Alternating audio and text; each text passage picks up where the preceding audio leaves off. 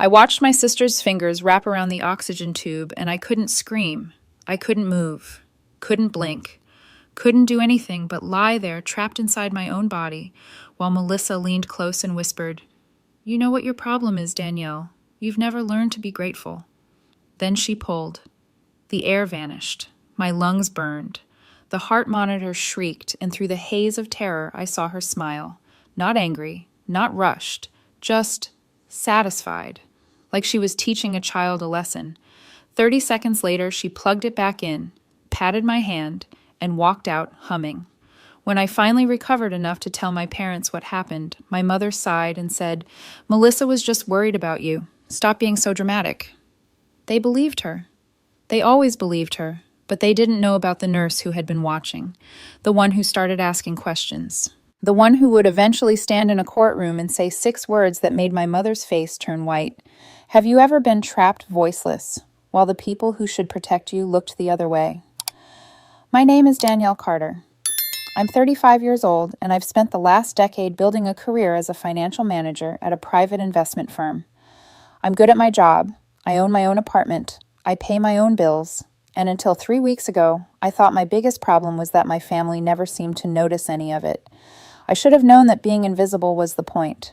Growing up in the Carter household meant understanding one fundamental truth: Melissa came first. Always.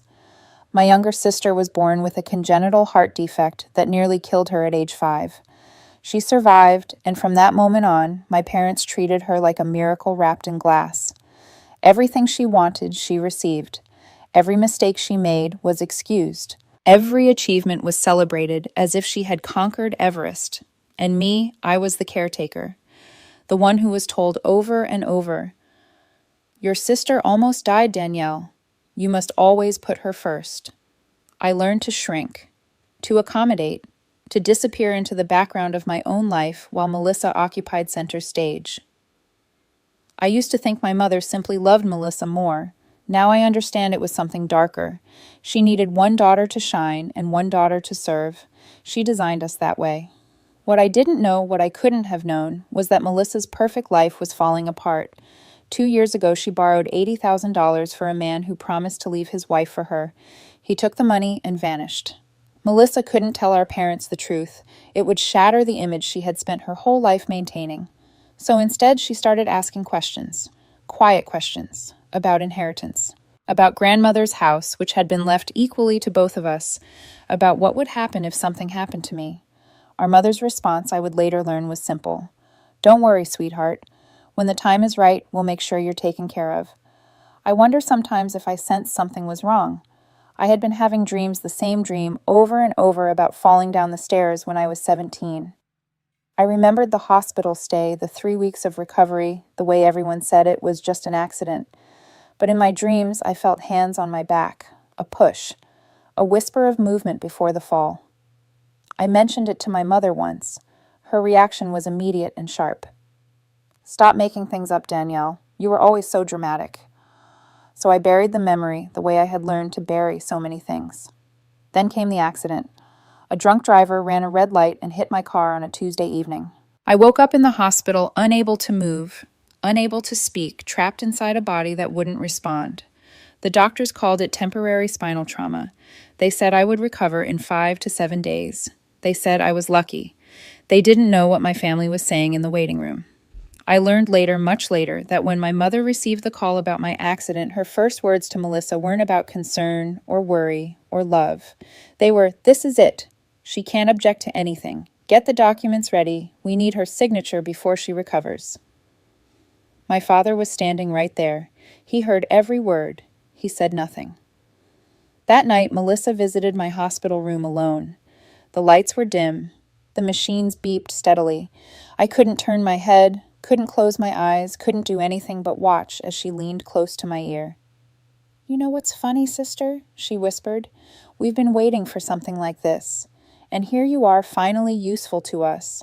I lay there in the darkness long after Melissa left, her words echoing in my mind. Finally useful to us. I had spent my entire life being useful to my family, cooking, cleaning, accommodating, disappearing, and none of it had ever been enough. But this, being trapped in a hospital bed, unable to move or speak, this was apparently the version of me they had been waiting for. The next morning, my mother arrived. She didn't look at me when she walked in. She was too busy talking on her phone, pacing by the window as if I were furniture. I couldn't turn my head to watch her, but I could hear every word. "Yes, I have her old signature from the birthday card she sent last year," she said. "The notary says it's good enough. Just make sure the date shows she signed before the accident." There was a pause. Then, 5 days. We just need 5 more days, and it's done. She hung up and finally glanced at me. For a moment, I thought I saw something flicker across her face. Guilt, maybe, or hesitation. But then she straightened her shoulders and walked out without a word. That was when I understood.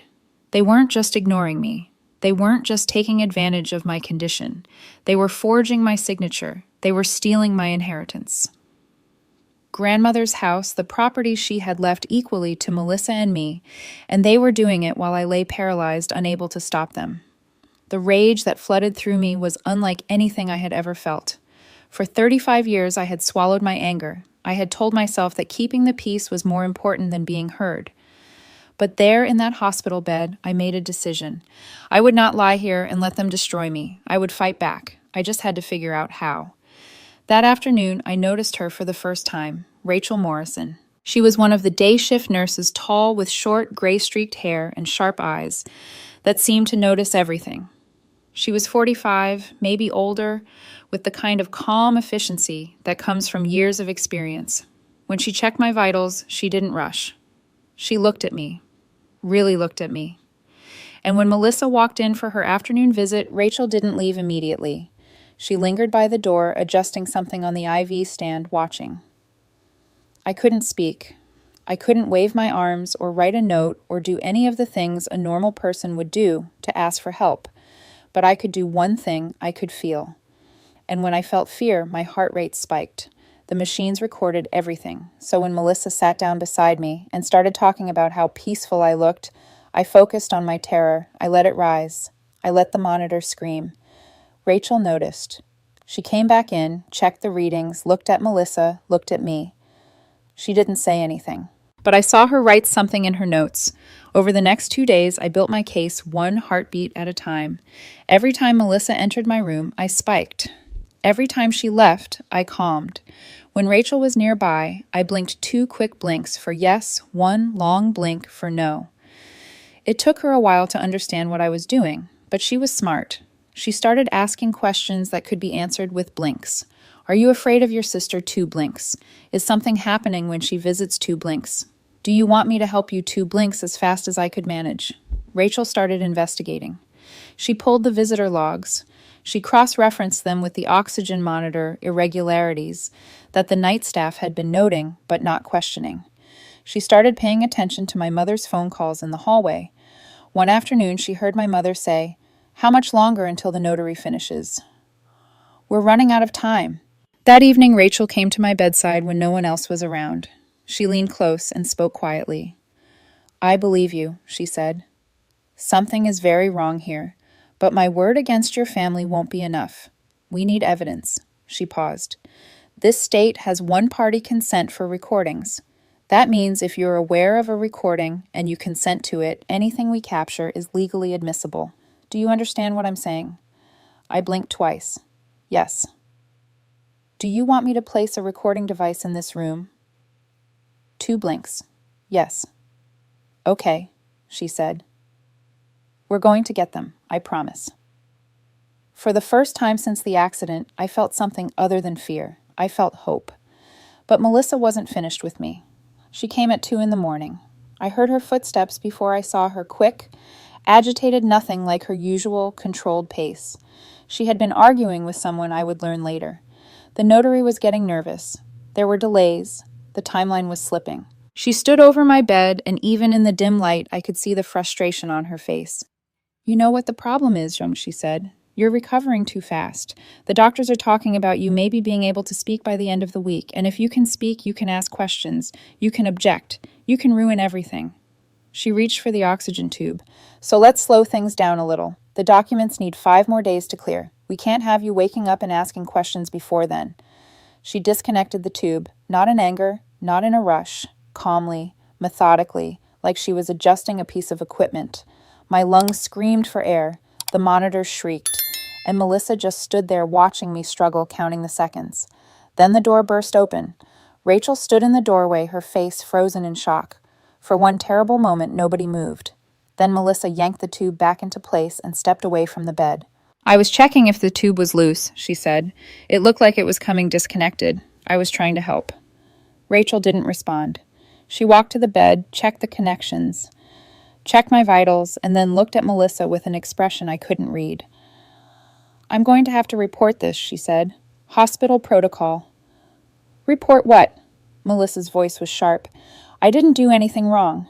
Ask anyone. I've been here every day taking care of my sister. I'm the only one who actually cares about her." Rachel called security. Melissa was escorted out, still protesting, still insisting she had done nothing. And later that night, when the hospital was quiet and no one was watching, Rachel placed a small recording device behind the monitor near my bed. "Next time," she whispered to me, "we'll have proof." But Rachel didn't stop there. She kept digging. She searched public records. She made phone calls. And 3 days later, she found something that made her go pale. It was a police report from 18 years ago filed by a woman named Margaret, my mother's sister. The report described a teenage girl pushing her older sister down a flight of stairs. The victim had been hospitalized for 3 weeks. The case was dismissed due to lack of evidence. And the aunt who filed the report had been cut off from the family, entirely never heard from again. The teenage girl in that report was Melissa. The victim was me. The teenage girl in that report was Melissa. The victim was me. When Rachel told me what she had found, I felt something shift inside my chest.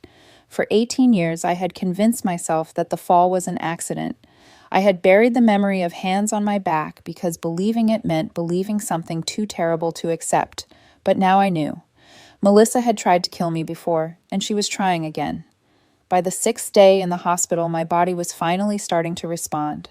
I could move my fingers. I could turn my head slightly. And most importantly, I could whisper. The doctors were encouraged. They said I was recovering faster than expected. They didn't know that my recovery was the one thing standing between my family and everything they wanted to steal from me. Rachel came to see me that morning before her shift officially started. She looked exhausted, like she hadn't slept. "I found her," she said quietly. "Your Aunt Margaret. She's been living in Arizona for the past 15 years. When I told her what was happening to you, she started crying." Rachel paused. "She said she's been waiting 18 years for someone to believe her. She kept everything, Danielle.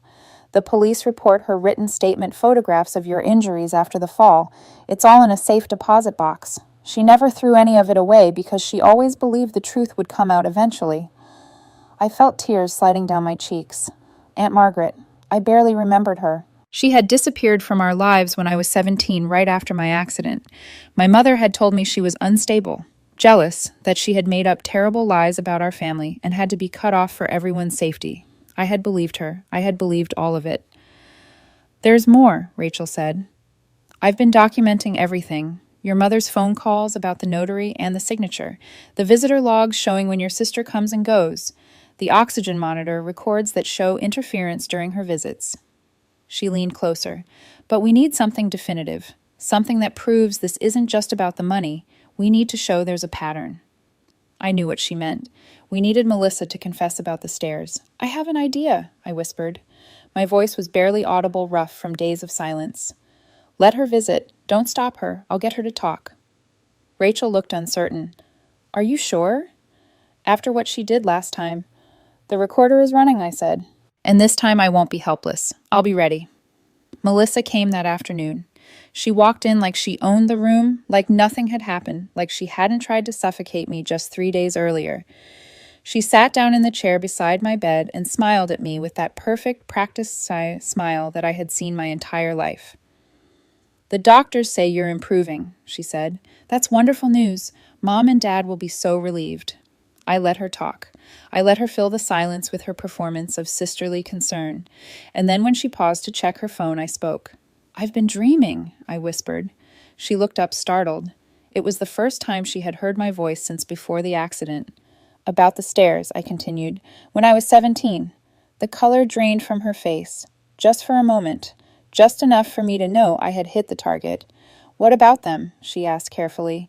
I remember hands, I said, on my back, right before I fell.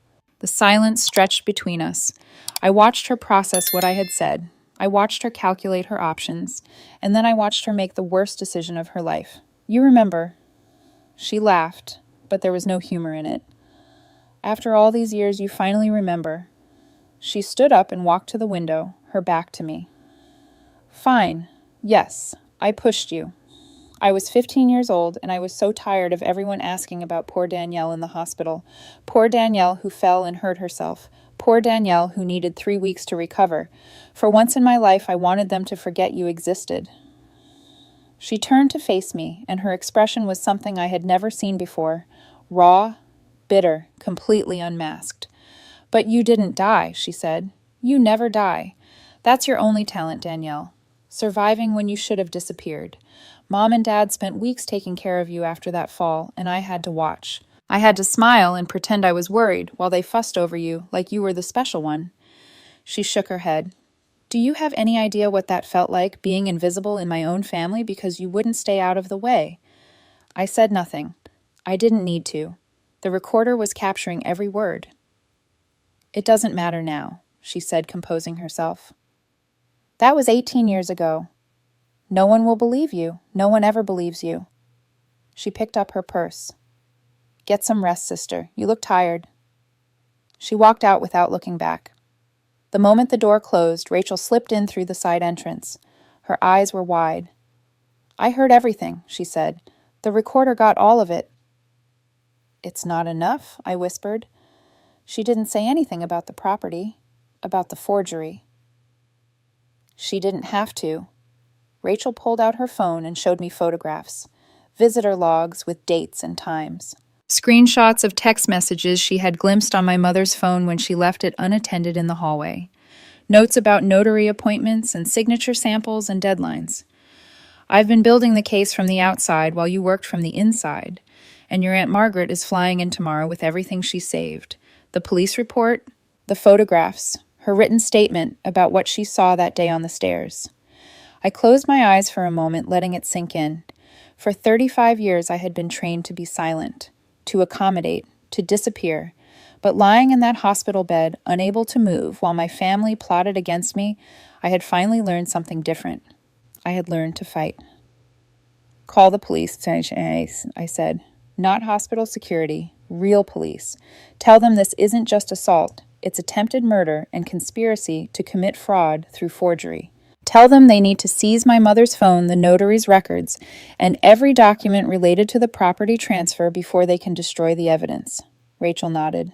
Are you sure you're ready for this? Once we make that call, there's no going back. Your family. My family tried to kill me, I said. Twice. They're trying to steal my inheritance while I'm lying here unable to defend myself. There's nothing to go back to. She made the call. The police arrived within the hour. 2 detectives and a uniformed officer. They took my statement. They took Rachel's documentation. They listened to the recording of Melissa's confession. And then they did something I never thought I would see. They treated my words as truth. They believed me. They seized my mother's phone that evening. They got a warrant for the notary's office. They collected every document related to the property transfer and began tracing the conspiracy back through months of planning. What they found on my mother's phone would change everything. Text messages going back 2 years.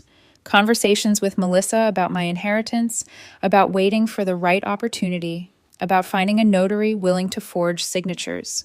Discussions about what would happen if I recovered too quickly, if I asked too many questions, if I got in the way. This wasn't a crime of opportunity. This was a plan that had been building for nearly 2 decades, ever since a 15-year-old girl pushed her sister down the stairs and learned that she could get away with it. And Melissa's confession was just the beginning.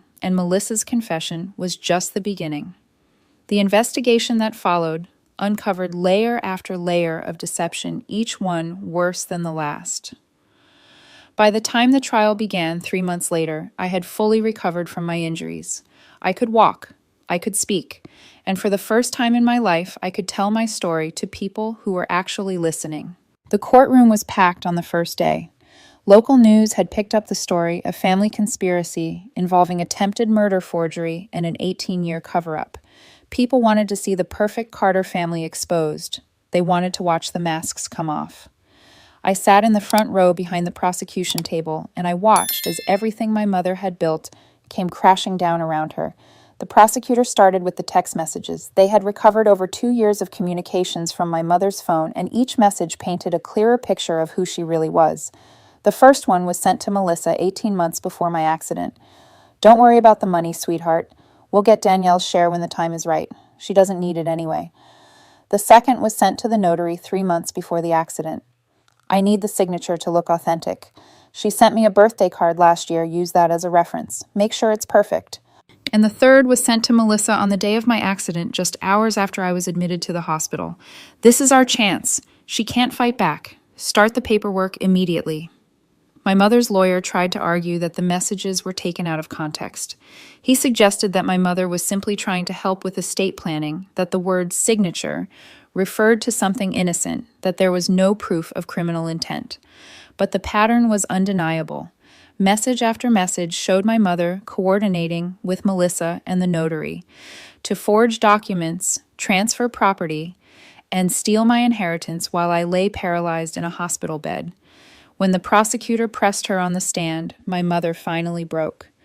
"Everything I did was for Melissa," she cried. "You don't understand. Danielle never needed anything. She was always so self-sufficient, so independent. She built her own life without any help from anyone. But Melissa needed me. She needed support. She needed protection. I was just trying to take care of my daughter." I watched her performance from my seat, the tears, the trembling voice, the wounded mother act that had worked on everyone for my entire life. But this time, no one was buying it. The jury sat stone-faced. The judge looked unmoved, and I felt nothing but cold clarity as I watched the woman who raised me try to justify stealing from me and leaving me to die. Then Aunt Margaret took the stand. I hadn't seen her in 18 years. She was older now with silver hair and lines around her eyes, but I recognized her immediately. She was the aunt who used to bring me books when I was sick. The aunt who always remembered my birthday when everyone else forgot. The aunt who vanished from my life without explanation when I was 17 years old. Now I knew why. Margaret's voice was steady as she described what she had witnessed 18 years ago. She had been visiting for Thanksgiving when she saw 15-year-old Melissa standing at the top of the stairs behind me.